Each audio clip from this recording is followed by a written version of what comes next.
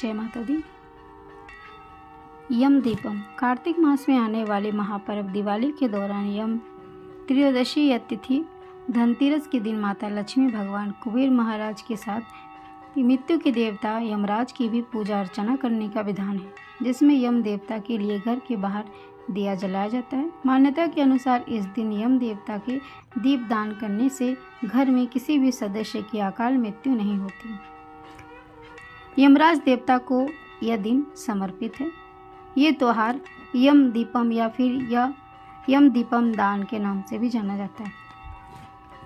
यम दीपम कार्तिक त्रयोदशी धनतेरस के दिन ही होता है। धनतेरस 29 अक्टूबर 2024 मंगलवार को है।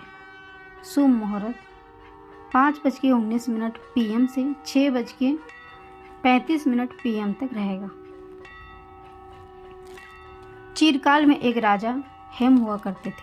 हेम को एक पुत्र था। उन्होंने बहुत ही योग्य उच्च कोटि ब्राह्मणों से जब अपने पुत्र की जन्म कुंडली बनवाई तो ब्राह्मणों ने देखा कि राजा के पुत्र की अकाल मृत्यु का भविष्यवाणी छपा हुआ है।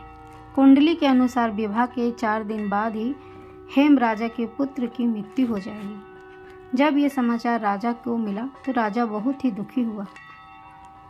राजा हेम ने अपने बेटे को स्त्रियों से दूर रखने का निश्चय किया और उन्होंने अपने पुत्र को एक ऐसी जगह भेज दिया जहां स्त्री महिलाओं को परछाई तक न पड़ सके। किंतु भाग्य को कुछ और ही मंजूर था। एक दिन वहां से एक राजकुमारी गुजरी जहां वो राजकुमार रहता था। राजकुमार और राजा हेम का पुत्र एक दूसरे पर मोहित हो गया और वो दोनों ने देखते ही देखते विवाह कर लिया। लेकिन भविष्यवाणी के अनुसार चौथे दिन ही राजकुमार की मृत्यु हो गई। यमदूत जब राजकुमार के प्राण लेने आया तो उसने देखा कि राजकुमार की विवाहित स्त्री राजकुमारी जोर जोर से रो रही है।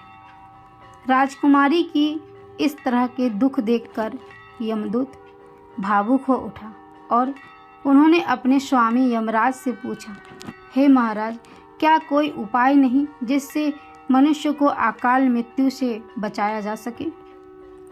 इस पर यमराज ने कहा, धनतेरस की बेला में यदि कोई प्राणी मेरे नाम का संकल्प करते हुए दीपदान अथवा दीप जलाता है उसे अकाल मृत्यु नहीं पड़ेगी।